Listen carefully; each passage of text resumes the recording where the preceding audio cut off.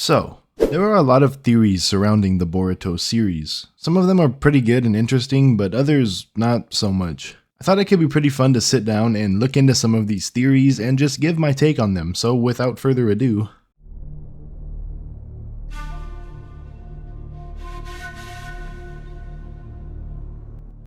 So at the time of recording this video, both the Boruto manga and anime are on a hiatus, and the most commonly accepted reason for this is because the time skip is finally happening, and a bunch of media sources have all but confirmed it on behalf of Kishimoto and Ikimoto. But as far as I'm aware, this has not yet been officially confirmed. So this has led to a bunch of speculation and theories by the fans, with one of these theories being that Momoshiki's prophecy is not yet over. You know the prophecy.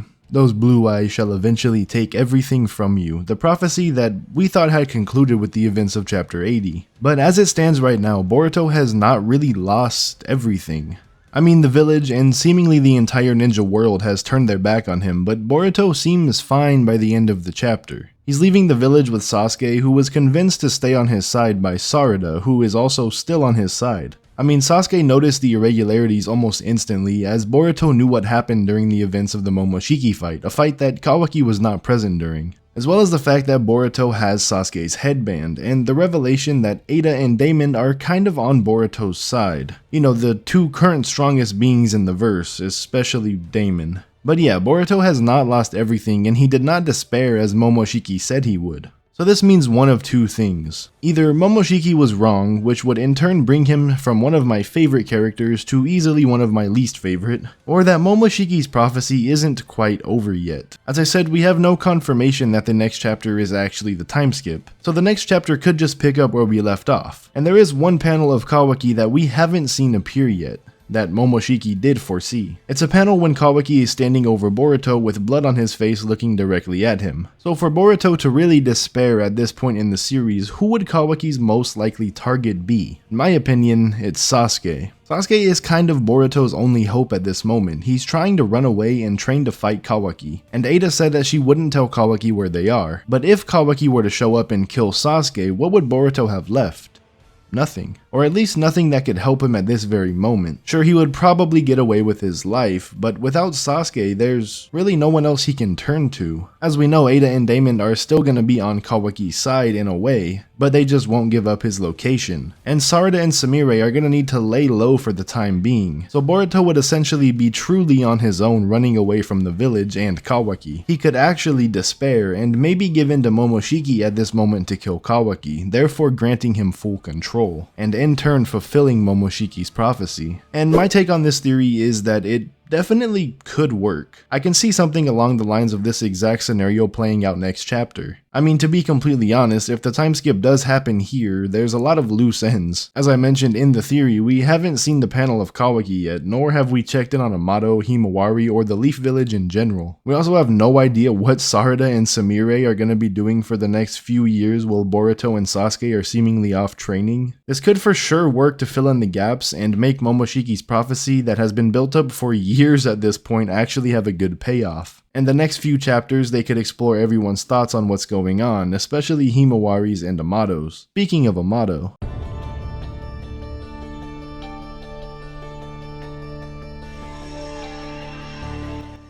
Amado is a scientist that has mastered technology far surpassing the rest of the world, as well as the fact that he was one of the Kara founders despite turning on the organization later on. Speaking of turning on Kara, he was the one who told Naruto and the rest of the Leaf about the secrets of the Otsutsuki clan, and how they're a much more dangerous threat than they originally thought, as well as being the one who tells the Leaf about Shibai. Now, we don't have much information about Shibai, but all the information that we do have, interestingly enough, comes from Amado. We know that out of all the Otsutsuki, Shibai is by far the strongest, the Otsutsuki god if you will, as he ascended into godhood. After ascending into godhood, his techniques were known as Shinjutsu. Some of these techniques are present within Amado's cyborgs. And according to Amado, after going through multiple cycles of evolution, he had transcended into the next dimension, leaving behind his physical body. And also according to Amado, he found Shibai's remains and transplanted some of his DNA into the cyborgs, which in turn grants them these unrivaled abilities. So why does all this mean that Amado is Shibai, you may be asking? Well, there are some clues that are shown throughout the series that at the very least,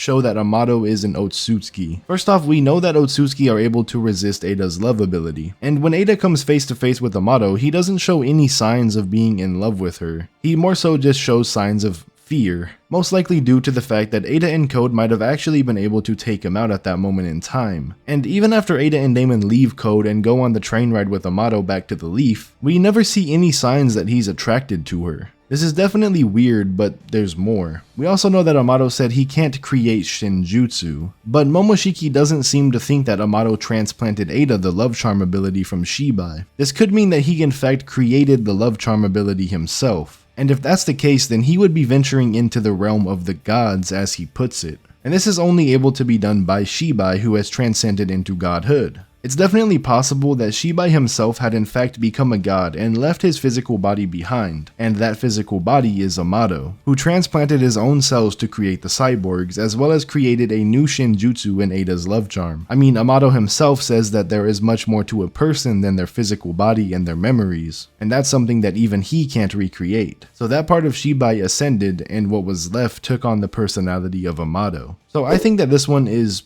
pretty far-fetched, I'm not gonna lie. But I am not gonna say that it's completely impossible, because at this point anything is possible in the Boruto universe. But I do not think that this theory is what's actually happening. I think that Amado is probably just a genius who has a lot of knowledge on the Otsutsuki clan due to working closely with Isshiki. Speaking of Isshiki,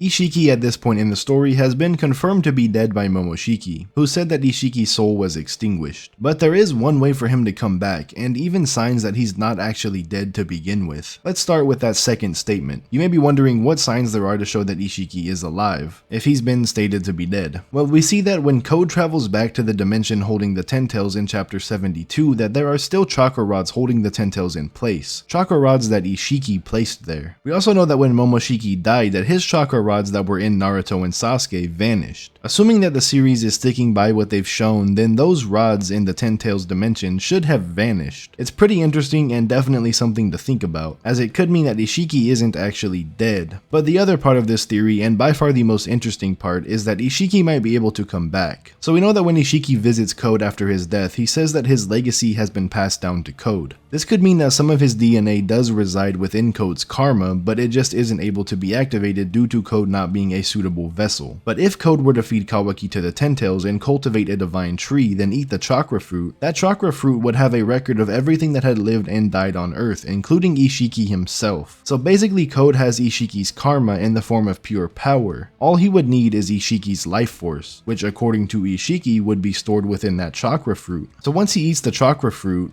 there's a chance that Isshiki could revive through Code, and this time he could very well be at his full strength without a time limit on his life, making Isshiki a very dangerous opponent. My take on this is kind of in the middle. I don't think that it can't happen, but I also don't think that it will happen. I mean, it all makes sense. And if this were to happen and Kishimoto wanted to go this route, then it's definitely plausible. Like, it wouldn't not make sense, but do I see them going this route? Not really. I think the main focus going forward is going to shift to Boruto, Kawaki, maybe Momoshiki, and definitely Shibai, as well as whatever Amado has been scheming in the background this entire time. But I don't think the story is going to shift back to Isshiki as a big bad of the series again. But at the same time, Code is also plotting something in the background as well, so again, it's definitely plausible. I wouldn't hate it, I think it would be fine. But Isshiki isn't going to be the final big bad of the series, so I don't really see what the point of doing this would exactly serve. But yeah, that's going to do it for this video. I really hope you guys enjoyed. If you did, then make sure to leave a like and consider subscribing, as well as leaving a comment down below to let me know all of your thoughts on any one of these theories. Make sure to check out my podcast that I do with Kamui and Screenwriter's Perspective. That'll be linked down in the description. Also consider becoming a channel member for some extra content, perks, badges, and custom emotes. All of that is also linked in the description. But yeah, that's it for this video. Thanks for watching. Trippy out. Peace.